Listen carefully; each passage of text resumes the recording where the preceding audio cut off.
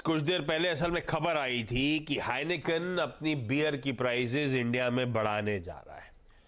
हालांकि क्वांटम उन्होंने भी मेंशन नहीं कर रखा है, पर यह कहा जा रहा है कि वो प्लान कर रहे हैं बियर प्राइसेस बढ़ाने के लिए, क्योंकि सारे इंग्रेडिएंट्स और एनर्जी कॉस्ट बढ़ रही है। ये मुझे लगा जब एनर्जी कॉस्ट बढ़ा तो क्योंकि हाइनेकन प्राइमरीली क्या यूरोप में बनती है, वहां पे दाम बढ़ा रहे होंगे। रब ऑफ है क्या उसका? पता नहीं। एनर्जी कॉस्ट भारत में कहाँ बढ़ी? तो बढ़ी है क्या? बढ़ा रहे हैं? तो ये तो उधर ही बढ़ा रहे होंगे ना। तो ये हमारे लिए नहीं है कि पता है उसी डेवलपमेंट के बाद मैं उस समय शो कर रहा था सासबो से फ्लैश चलना शुरू करा, आज लाइए यूबीएल का स्टॉक स्क्रीन पे। यूबीएल उसी के बाद तेजी पकड़ ली क्योंकि ये ब्लूमबर्ग पर आई थी, तो ये स्पेसिफाई नहीं किया था। अब नॉर्मली हाइनेकन जब आप देखते हैं तो क्या, आई थिंक एम्स्टरडैम में, if I am not mistaken, या डेनमार्क में। हमारे यहाँ भी मिलती है। नहीं, हमारे यहाँ तो मिलती है, पर बनती तो उनका मार्केट वहां पे ना, तो पहला वाला। फिर ऐसा हो सकता है पियर अगर प्राइसेस बढ़ा रहा है तो इसको रब ऑफ तो मिलेगा। हाँ, ये इसके लिए ईज ऑफ हो गया, प्रेशर्स पास ऑन करने के मौके होंगे। इस पे फंडामेंटल व्यू ले आऊंगा। पहले फिर काम करते राजेश अग्रवाल साहब से उनका पहले स्टॉक पूछ लिया जाए, चतुर्मोता साहब बैठे उनसे उनका स्टॉक पूछ लिया जाए, उसके बाद ये यूबीएल और बाकी के स्टॉक्स पे चर्चा होगी। चतुर्मोता साहब, इस समय का टॉप ट्रेड कौन सा है? Good afternoon. Good afternoon Ashish ji, good afternoon Harshada. तो देखिए, मेरे हिसाब से जो पिक है वो मिड कैप आईटी से है और स्टॉक रहेगा कोफोर्ज। मुझे लगता है बहुत ही बढ़िया बेस कोफोर्ज ने बनाया है 4000 से 4200 के बीच में, और अब एक नया ब्रेकआउट यहाँ पर देखने को मिल रहा है। साथ ही साथ हम देख रहे हैं कि आईटी की रैली काफी स्ट्रेंथन हो रही है, तो मेरे हिसाब से कोफोर्ज में खरीदारी करनी चाहिए। 4100 का स्टॉप लॉस लगाना चाहिए। ऊपर में 4400 से 4500 के लक्ष्य कोफोर्ज के स्टॉक में देखने को नजर आ सकते हैं। तो मिड कैप आईटी फोकस में, और वहां पे मुझे लगता है कोफोर्ज अभी एक स्ट्रॉन्ग पिक इस स्पेस से नजर आ रही है। ये सभी आईटी है, एक दारू को छोड़ के बाकी सब आईटी है। सब आईटी, सबके आईटी पिक्स है। बिरला सॉफ्ट, एलटीआई, कोफोर्ज सब रखिए रेडार पे। राजेश सर, अग्रवाल सर, आपके रेडार पे कौन सा स्टॉक? आप लोग ओम कैपिटल में कहां एक्यूमुलेट कर रहे हो? टेक्नो फंडा पिक होगा कोई सा आप लोग का? गुड आफ्टरनून आशीष जी, हर्षदा जी, बाकी भी जो पैनल में मित्रगण हैं। सही कहा आपने कि टेक्नोफंडा टाइप ही कॉल है, बट फंडामेंटल पर हमारा जोर ज़्यादा रहता है। और फंडामेंटली हमने रिसेंटली एक डेवलपमेंट देखी है कि जो पीवीसी रेजिन्स के प्राइस थे वो 40% से ज़्यादा गिरावट दिखा रहे हैं। तो मुझे लगता है कि पाइप इंडस्ट्री जो पिछले 2 क्वार्टर्स से नतीजे खराब आ रहे थे, बड़ी गिरावट देखने को मिल रही थी, वहाँ पे एक सुधार होता हुआ नज़र आएगा, क्योंकि पीवीसी रेजिन्स के प्राइस 40% से ज़्यादा गिर जाना एक बहुत बड़ी राहत की बात है। इस कारण से हमें पाइप सेक्टर पूरा ही अच्छा लग रहा है, चाहे वो फिनोलेक्स पाइप हो या एस्ट्रल हो या कोई भी हो। इस वक्त अगर कोई स्टॉक चुनना हो तो मैं समझता हूँ एस्ट्रल पॉली के साथ जाना चाहिए। भारत की सबसे बड़ी प्लास्टिक पाइप मैन्युफैक्चरर है। इनके एडेसिव और प्लास्टिक में बहुत अच्छी बढ़त दिख रही है। डिमांड वापस से लौट कर आ रही है, खास करके रियल एस्टेट और होम इम्प्रूवमेंट सेक्टर, जहाँ की हम अच्छी ट्रैक्शन देख रहे हैं। और जैसा कि मैंने कहा, रॉ मटेरियल के प्राइसेस तो कम हुई है और स्टोरेज टैंक में भी ये जा रही है करीब करीब 100 करोड़ के एक्सपेंशन के साथ। कैश शीट्स, बैलेंस शीट है, डेट बहुत कम है या है ही नहीं मैं कहूँगा रेदर।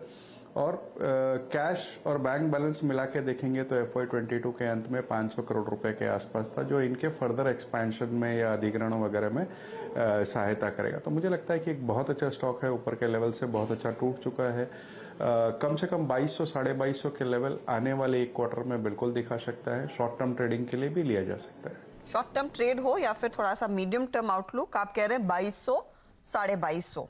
आज वैसे आईसीआईसीआई सिक्योरिटीज की एक रिपोर्ट आई, 2295 का टारगेट उनका था, लेकिन ये सब आज हुआ है। कल जाते जाते मानस ने स्टॉक पिक किया था बीटीएसटी के तौर पर, और आज सुबह में उनके टारगेट्स अचीव हुए। 2000 के पार निकल रहा है। मानस, आपने सुबह में फिर जब हम इसकी दोबारा चर्चा कर रहे थे कहा था 1990 क्रॉस करेगा तो आप फिर खरीदेंगे। अब 2010 हो गए, अब आपने टारगेट्स बढ़ाए हैं। नहीं, अगर किसी ने पोजीशन ली है तो उनको क्या अब लेवल्स ध्यान में रखने हैं? देखिए, 1990 का रेजिस्टेंस इसलिए मैंने मेंशन किया था क्योंकि उसी जगह के आसपास 200 डे मूविंग एवरेज आता है, और 200 डे मूविंग एवरेज अब ब्रेक हो गए हैं। और देखिए, सब इंपॉर्टेंट ये कि 200 डे मूविंग एवरेज जब ब्रीच हो रहे हैं तब आपको वहां पर वॉल्यूम देखने को मिल रहे हैं। तो एक बुलिश पैटर्न है, रिवर्सल के साइन है, और मेरा समझना है कि अब आप करंट लेवल्स पे फिर से खरीदारी कर सकते हैं। 1954, मैं कैश के लेवल्स बता रहा हूँ, 1954 के स्टॉप लॉस से खरीदारी करनी चाहिए। और अब आपको 2120 तक के भाव देखने को मिल जाएंगे। मेरे ख्याल से ये वो नवंबर के हाईज हैं 2125 2120 के आसपास।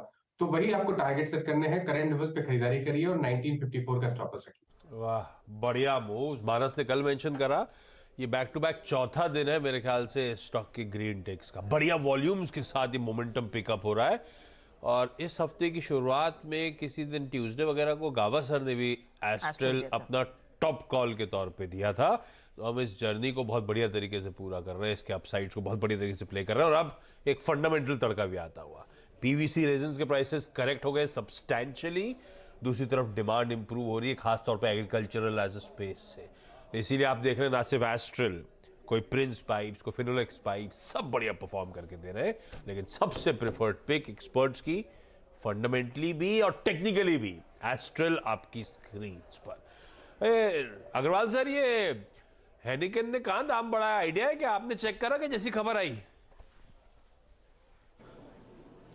ये फॉरेन में बढ़ाए हैं, मेरे ख्याल से भारत में नहीं बढ़ाए हैं। इनके जो विदेशों में, नीदरलैंड्स, यूरोप वगैरह में जो कारोबार है वहाँ पे बढ़ाने की बात करिए, क्योंकि वहाँ उन्होंने कहा है कि एनर्जी प्राइसेस वगैरह बढ़ गए हैं, इसलिए वो बढ़ाएंगे। मुझे नहीं लगता है कि भारत में कोई बढ़त हुई है या होने वाली है शॉर्ट टर्म में।